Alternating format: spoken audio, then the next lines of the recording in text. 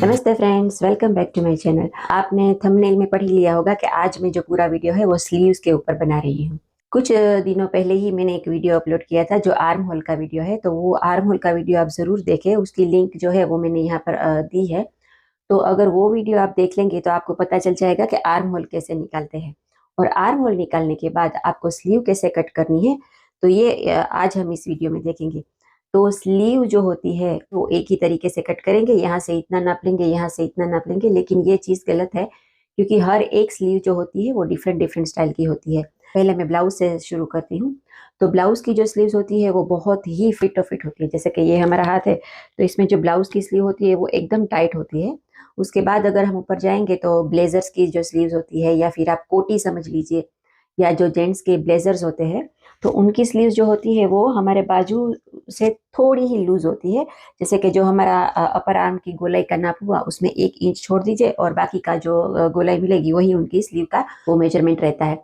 उसके बाद जाएंगे तो फिर ड्रेस की स्लीव आती है, तो जो थोड़ी लूज होती है। फिर उसके बाद जाएंगे तो गाउन और टी शर्ट्स आते हैं जिनकी स्लीव्स बहुत ही लूज होती है, बहुत ही वाइड होती है। ये सब जो स्लीव्स है, जैसे जैसे हम उसकी विड्थ बढ़ाते जाते हैं वैसे वैसे उनकी कटिंग्स भी बदलती जाती है। तो हम ये सब आज इस वीडियो में जानेंगे कि हम हर स्लीव के साथ कैसे एडजस्ट करेंगे, क्योंकि जो हमारी स्लीव रहती है वो हमारे आर्म होल से कट होती है।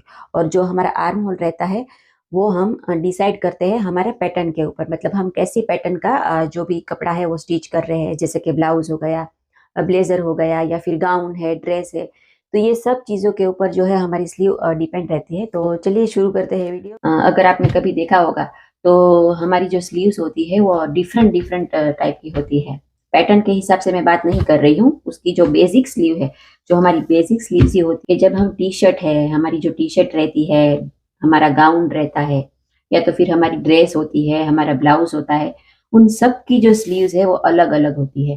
तो ऐसा क्यों? क्योंकि उसका डिफरेंट डिफरेंट स्टाइल, उसका पैटर्न और उसकी जो कटिंग है वो वराई करता है हमारे कपड़ों के ऊपर। हमारा जो भी पैटर्न है वो ज्यादा फ्री स्टाइल वाला है या फिटिंग का स्टाइल है, मतलब मीडियम फिट है, ये सभी जो बातें हैं उसके ऊपर स्लीव की कटिंग डिपेंड रहती है। क्योंकि स्लीव की जो कटिंग होती है वो आर्म होल के ऊपर डिपेंड रहती है।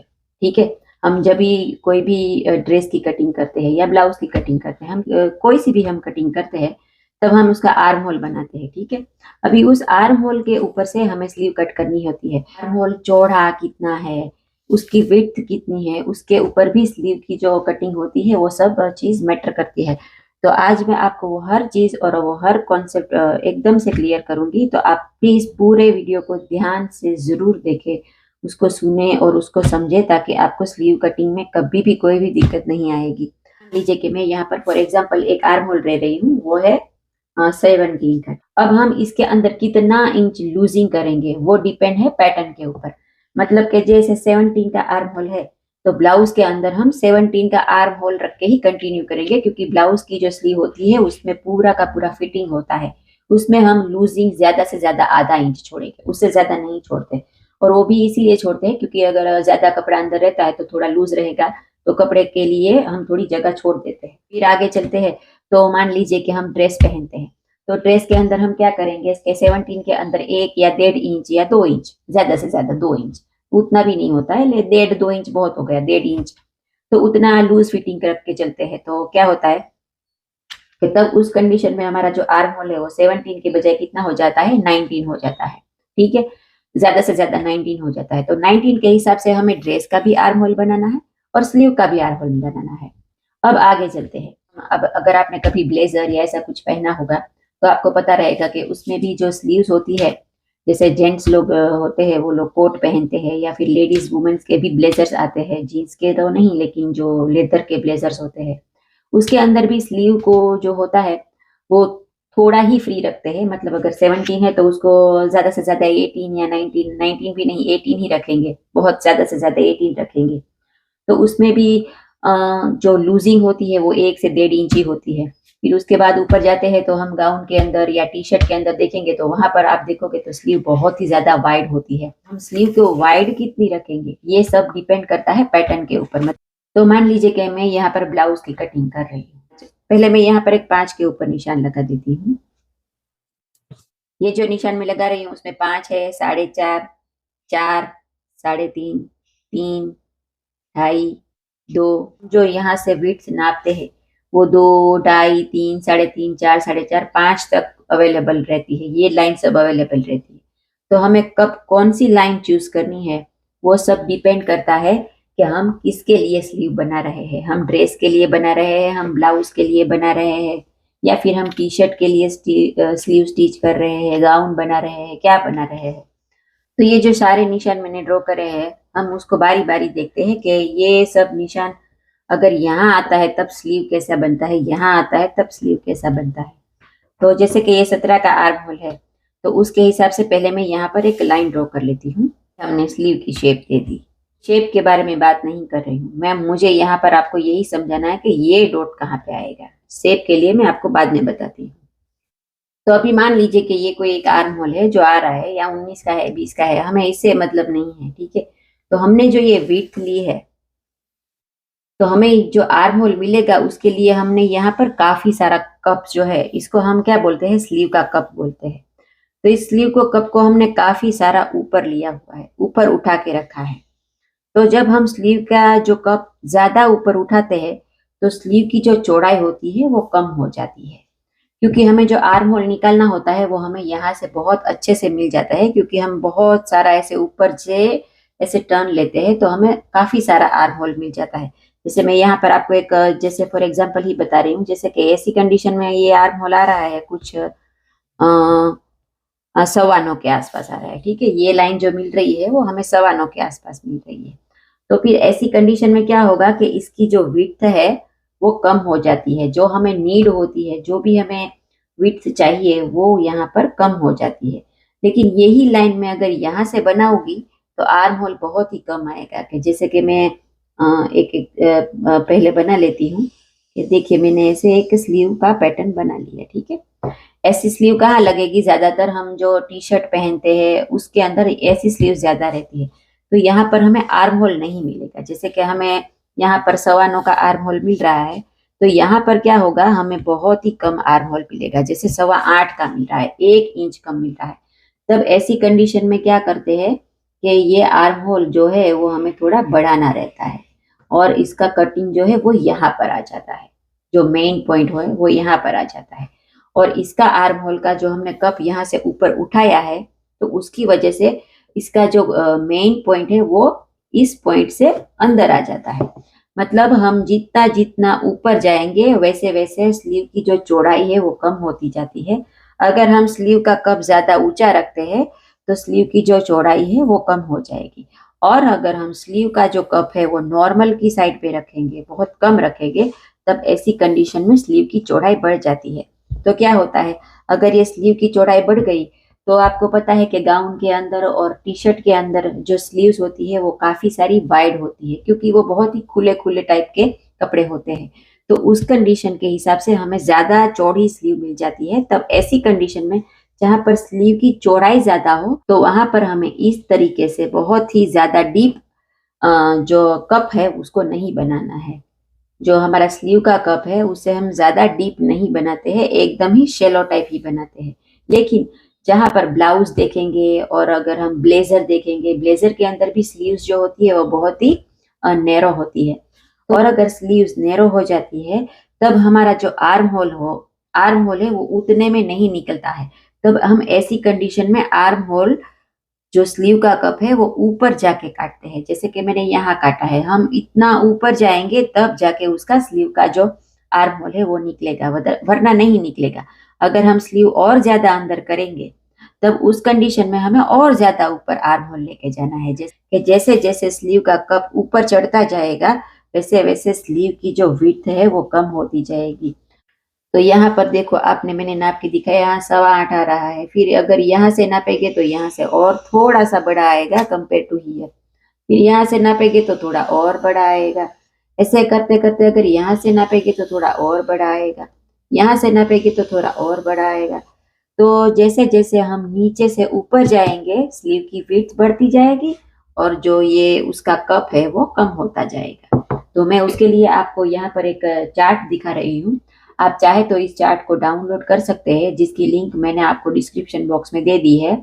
और आप समझने के लिए ये बातें मैं सिर्फ आपको समझाने के लिए बता रही हूँ, ताकि जब भी आप स्लीव कट करें तो आपको ये बात पहले पता होनी चाहिए कि आप स्लीव जो है वो किसके लिए कट कर रहे हैं। ठीक है, अगर आपको ये बात समझ में आ गई कि आपको जो स्लीव है वो गाउन के लिए बनानी है या फिर ब्लाउज के लिए बनानी है, जिसके लिए भी बनानी है, आप टी शर्ट बना रहे हैं, कोई खुला खुला सा मतलब टॉप बना रहे हैं, तो आपको पता होना चाहिए कि जब हमें स्लीव की विड्थ ज्यादा चाहिए तो उसका जो स्लीव का कप है वो हमें बहुत ही कम रखना है हाइट में।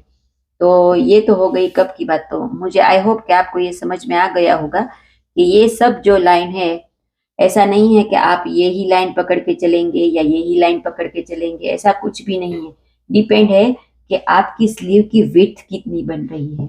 आपकी स्लीव की एक बार विड्थ बन जाए, जैसे कि मान लीजिए कि मैं अगर मेरा ब्लाउज का कटिंग कर रही हूँ तो मेरी जो अपर आर्म की, यहाँ पर जो अपर आर्म रहता है, उस अपर आर्म की जो विड्थ रहती है वो मेरी है कुछ 13 के आसपास। ठीक है, जो है यहाँ पर 6.5 के ऊपर मार्क लगेगा, 13 है तो ये बेसिक मार्क है।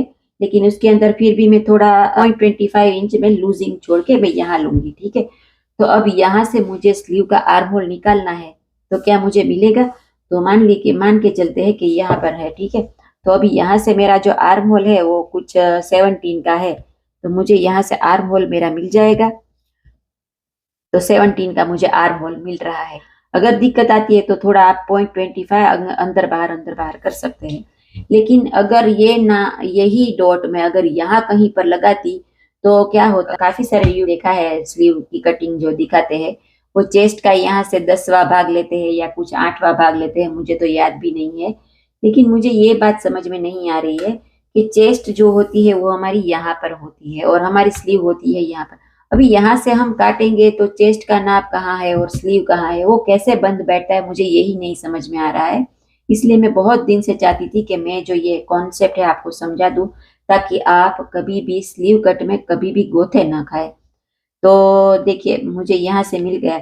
अभी यही पॉइंट अगर मैं कहीं यहाँ पर लगाती, जैसे कि मैं किसी दूसरे तो में आके मैं चेस्ट का जो है वो 10वां पार्ट लेके यहाँ से 3.5 पे नाप लगाती। ठीक है, तो मैं क्या करूंगी, 3.5 पे यहाँ पर जो है 3.5, ठीक है, यहाँ पर निशान लगाऊंगी और यहाँ से फिर मैं जब काउंट करूंगी तो मुझे मेरा आर्म होल नहीं मिलेगा 17 का।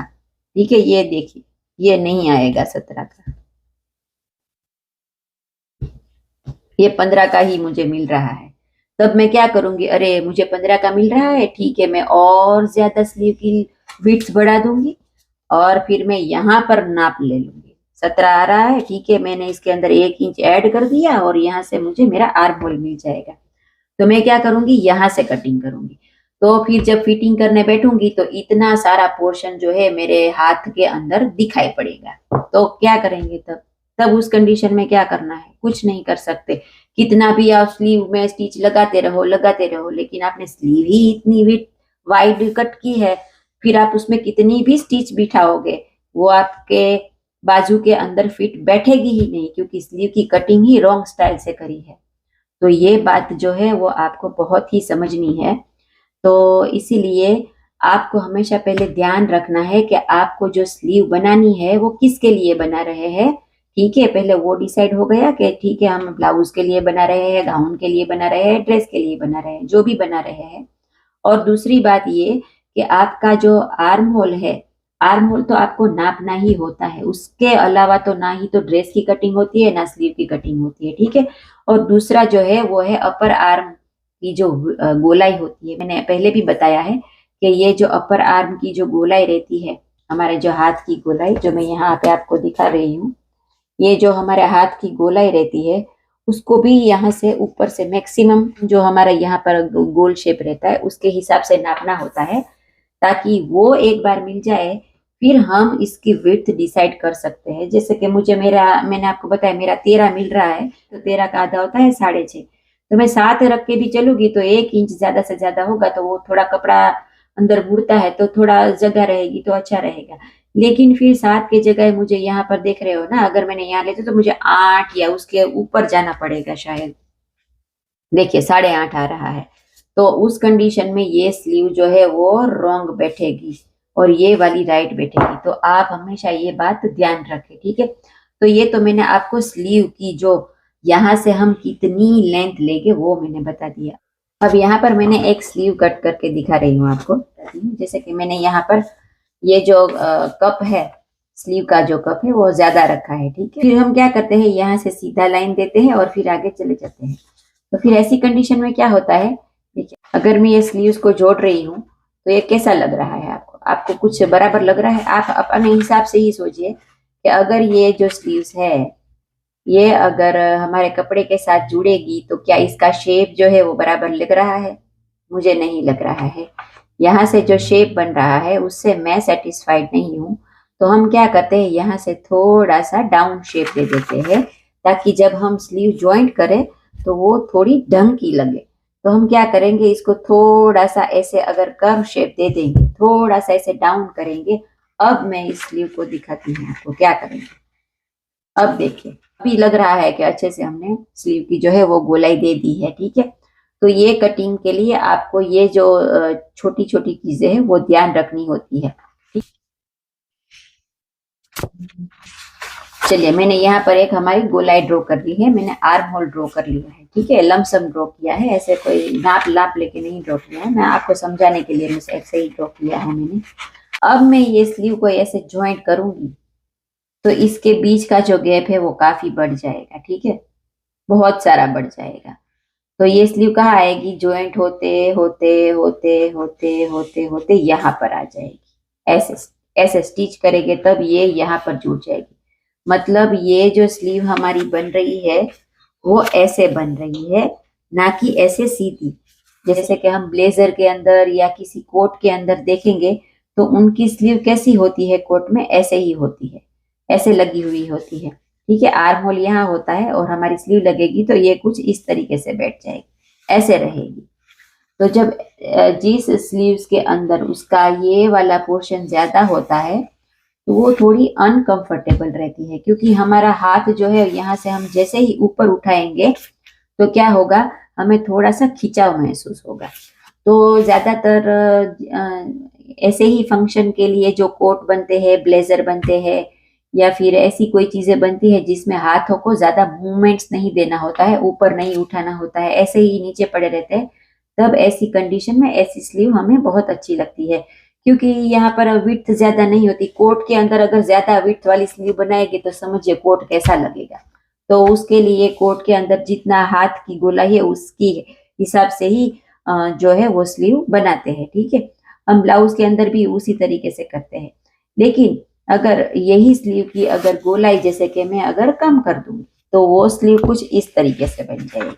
मैं कुछ 5 के आसपास निशान था तो मैं 2 इंच कम करके 3 पे निशान ले रही हूँ, ठीक है, यहाँ पर। तो अभी मैं इसको काट रही हूँ और फिर देखते हैं कि स्लीव कैसे बनेगी।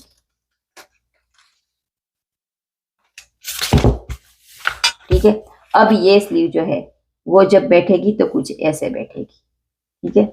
ये यहाँ पर ऐसे ऐसे, तो मतलब ये एंगल पहले ऐसे आ रहा था, पीछे वाला एंगल, और अब ये एंगल थोड़ा ऐसे आ गया। जैसे जैसे कप हम छोटा करते जाएंगे वैसे वैसे स्लीव का जो एंगल है वो ऐसे ऐसे होता जाएगा। मतलब यहाँ से हम कम कट करते जाएंगे और स्लीव जो है वो नीचे से आके धीरे धीरे धीरे धीरे ये जो है हमारा, आप वो मान के चलिए, ठीक है, गला, जैसे ये गला है और ये आर्म होल है। तो फिर क्या है, हमारी जो स्लीव है वो धीरे धीरे धीरे ऊपर आएगी। अगर मैं उसको और ज्यादा फ्लैट करूंगी तो फिर वो और ज्यादा ऊपर आ जाएगी। जैसे कि ज्यादातर मैं 2 के ऊपर ले लेती हूँ, 1 इंच और कम कर लेती हूँ, एकदम फ्लैट स्लीव हो गई। तो ऐसी स्लीव कहाँ पर लगती है, ज्यादातर टी शर्ट के अंदर। टी शर्ट के अंदर आप देखोगे तो ये ऐसी स्लीव ही होती है, उसमें ज्यादातर कर्व्स देते नहीं है, नॉर्मल फ्लैट ही स्लीव रहती है। टी शर्ट हो गया, गाउन हो गया। तो ये चीज आपको एक और मेथड से भी बता रही हूँ कि जैसे कि ये समझ लीजिए कि ये एक लाइन में ड्रॉ कर रही हूँ, यहाँ पर ये मैंने एक लाइन ड्रॉ करी है, ठीक है। अभी ये स्लीव जो है वो ऐसे आ रही है, तो मतलब यहाँ पर जो कोना बन रहा है, ठीक है, ये वाला कोना वो बहुत ही कम बन रहा है। आप देख लो ये वाला कोना, ठीक है। फिर इससे पहले की स्लीव थी वो कुछ इस तरीके के से थी, यहाँ पर आ रही थी, तो उस टाइम पे कोना ये बन रहा था, ये वाला कोना बन रहा था, ये। ठीक है, तो जैसे जैसे स्लीव का कप्स बढ़ेगा वैसे वैसे उसका जो कोना है वो धीरे धीरे डाउन होता जाएगा, और जितना कोना डाउन होता जाएगा हमें हाथ ऊपर उठाने में उतनी तकलीफ आएगी। लेकिन कुछ फंक्शन ऐसे होते हैं जिसमें हमें हाथ बहुत ऊपर नहीं उठाने होते हैं तो चल जाता है, जैसे कि ब्लेजर हो गया या फिर ब्लाउज में तो एकदम फिटो फिट आ जाती है तो कोई दिक्कत नहीं होती है। लेकिन मेरे एक दो टॉप्स ऐसे हैं, मैं आपको दिखाऊंगी। तो वो टॉप्स के जो स्लीव्स है वो ऐसी रखी है, टॉप के अंदर मैंने रेडीमेड टॉप लिए थे, तो उसके अंदर मैं जैसे ही हाथ ऊपर कर रही हूँ मेरा पूरा ऊपर का जो है कुर्ते की लेंथ है वो पूरी ऊपर हो रही है, हाथ के साथ साथ वो भी ऊपर हो रहा है, क्योंकि उसकी स्लीव की विड्थ बहुत ही कम है और उसका कप है वो बहुत ही बड़ा दिया है। तो देखिए, अगर आप फ्री टॉप सीते हैं तो वो देखना पड़ता है कि आपकी हाथ की जो गोलाई है वो कितनी है, उसके हिसाब से आप चाहेंगे तो आपको कभी भी दिक्कत नहीं होगी।